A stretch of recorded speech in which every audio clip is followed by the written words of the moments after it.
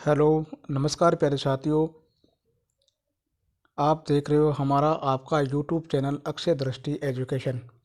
और आज हम बात करने जा रहे हैं जो बीए पार्ट फर्स्ट ईयर है उसमें जो पॉलिटिकल साइंस का फर्स्ट पेपर राजनीति विज्ञान के मूल आधार करके ये फर्स्ट पेपर है।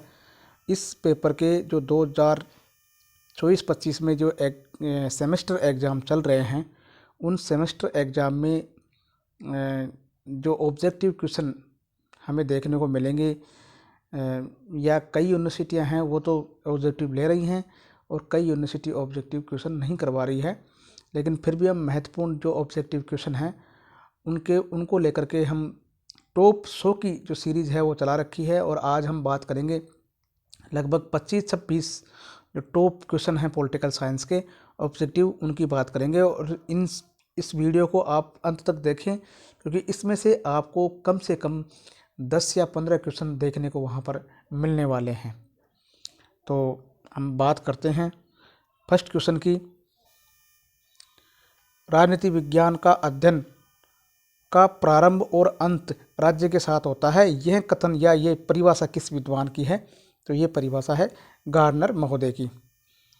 नेक्स्ट बात करते हैं दूसरे क्वेश्चन की कि राजनीति विज्ञान सरकार से संबंधित एक शास्त्र है या विद्या है। यानी कि आपको क्वेश्चन में विद्या मिल सकता है या शास्त्र मिल सकता है या फिर दोनों भी मिल सकते हैं। तो इसका उत्तर आपको करना है लीकॉक महोदय।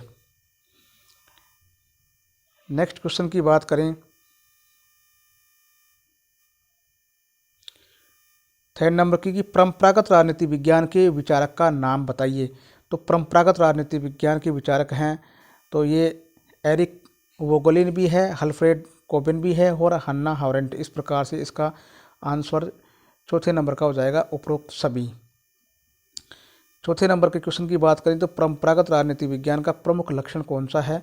तो ऐतिहासिक व वर्णनात्मक पद्धति ये भी है और दार्शनिक पद्धति ये भी है और तुलनात्मक अध्ययन पद्धति ये भी है। तो उपरोक्त सभी इसका आंसर आ जाएगा।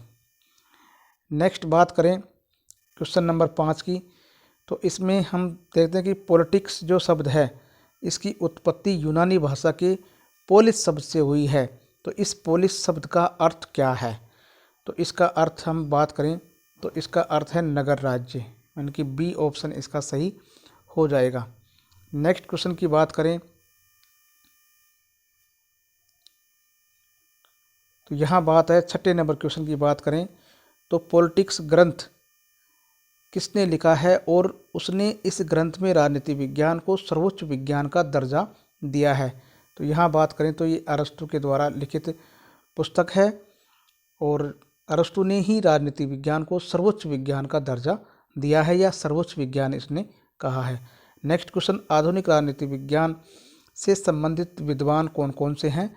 तो डेविड स्टन, रॉबर्ट डहेल और लुसियन पाई, यानी कि उपरोक्त सभी इसका आंसर आ जाएगा। ये सभी आधुनिक राजनीति विज्ञान के विद्वान हैं। नेक्स्ट क्वेश्चन की बात करें, राजनीति विज्ञान एक शक्ति का विज्ञान है, ऐसी परिभाषा देने वाले या ऐसा कहने वाले कौन है? तो वो है कैटलिन महोदय, यानी कि कैटलिन इसका आंसर आ जाएगा। नेक्स्ट क्वेश्चन की बात करें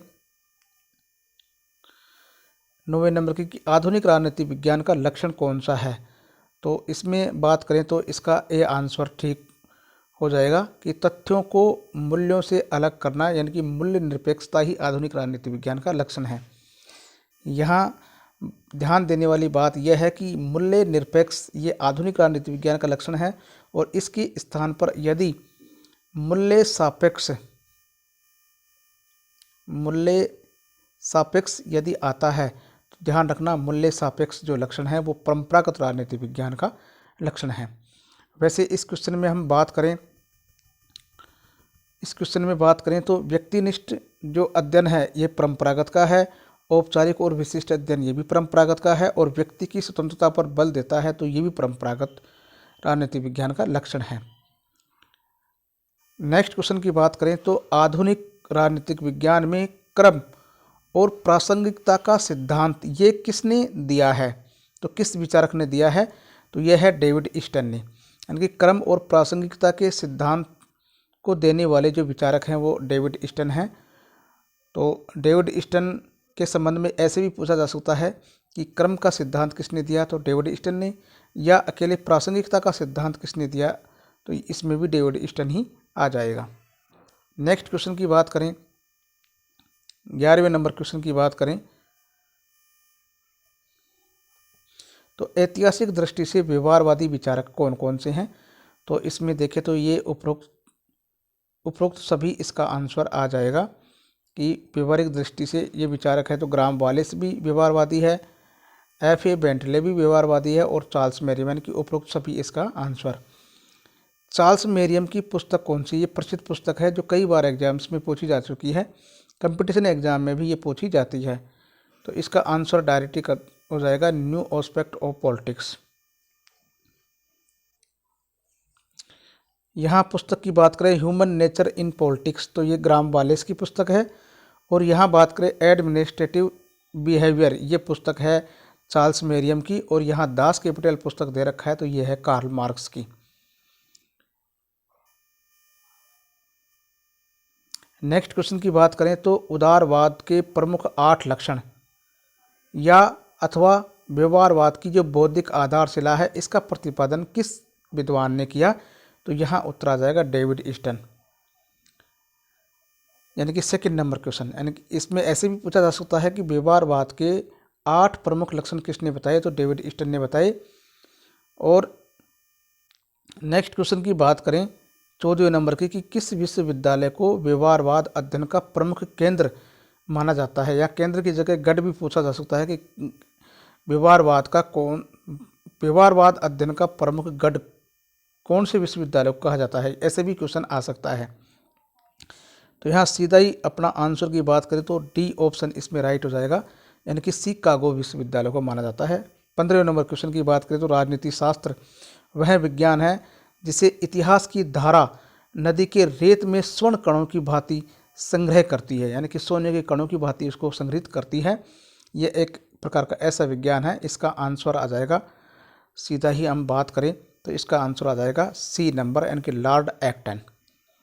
नेक्स्ट बात करें 16वें नंबर की कि अर्थशास्त्र के बिना राजनीति शास्त्र अवास्तविक व महत्वहीन रचना मात्र है, ये कहने वाले कौन से विचारक हैं, तो वह हैं चार्ल्स बियर्ड नामक विचारक हैं। नेक्स्ट क्वेश्चन की बात करें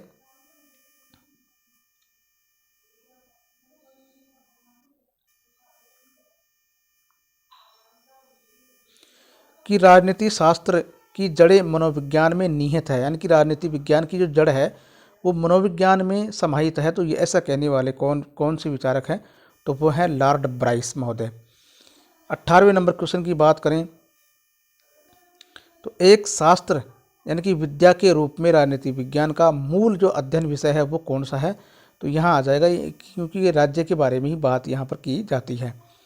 19 नंबर क्वेश्चन की बात करें तो राजनीति को शक्ति से अलग नहीं किया जा सकता, यह कथन किस विद्वान का है, तो बेकर महोदय का है। 20 नंबर की बात करें कि शक्ति बल प्रयोग की योग्यता है, न कि उसका एक वास्तविक प्रयोग, ऐसा कहने वाले विचारक हैं, ऑप्शन डी आ जाएगा, रॉबर्ट बायरस्टैट। नेक्स्ट क्वेश्चन की बात करें तो शक्ति को प्रयोग में लाने का अंतिम जो उपाय होता है वो कौन सा होता है, तो यहाँ शक्ति को प्रयोग में लाने का जो अंतिम उपाय है वो होता है सत्ता, कि सत्ता के द्वारा ही हम उसका अंतिम रूप से प्रयोग में ला सकते हैं।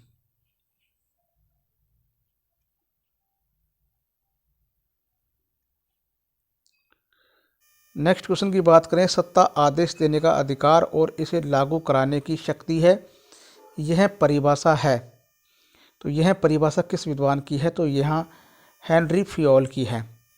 23 नंबर क्वेश्चन की बात करें तो औचित्य पूर्णता के 3 प्रकार किस विद्वान ने बताए हैं, और वो 3 प्रकार हैं परंपरागत औचित्य पूर्णता, या संविधान या बुद्धि संगत कानून की औचित्य पूर्णता, और करिश्मावादी या चमत्कारी औचित्य पूर्णता। तो ये बात किसने कहा है, तो ये इसका आंसर आ जाएगा मैक्स वेबर महोदय ने। नेक्स्ट क्वेश्चन की बात करें 24 नंबर की, तो इसमें से औचित्य पूर्णता का स्रोत कौन सा है, तो औचित्य पूर्णता का मुख्य स्रोत की बात करें तो वो डी ऑप्शन सही हो जाएगा, विचारधारा आएगा। नेक्स्ट क्वेश्चन की बात करें तो इनमें से ये तो हमने कर लिया।